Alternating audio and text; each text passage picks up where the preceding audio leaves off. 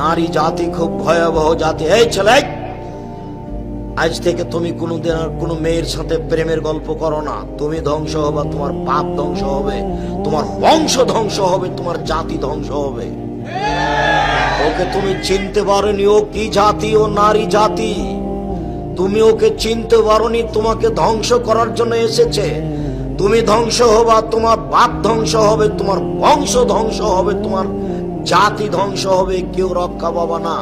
তুমি ওকে চিনতে পারোনি। আল্লাহর নবী বলছেন, মা তারাক্তবাদী ফিতনাতা নাজারালা নিজালামিনা নিসায়ে, আমার জীবনে আমি ছাড়িনি কোনো বস্তু যেটা পুরুষের জন্য বেশি বিপজ্জনক হতে পারে নারীদের চেয়ে। আমার জীবনে আমি ছাড়িনি কোনো বস্তু যেটা পুরুষের জন্য বেশি বিপজ্জনক হতে পারে নারীদের চেয়ে। আমার জীবনে আমি ছাড়িনি কোনো বস্তু যেটা পুরুষের জন্য বেশি বিপজ্জনক হতে পারে নারীদের চেয়ে।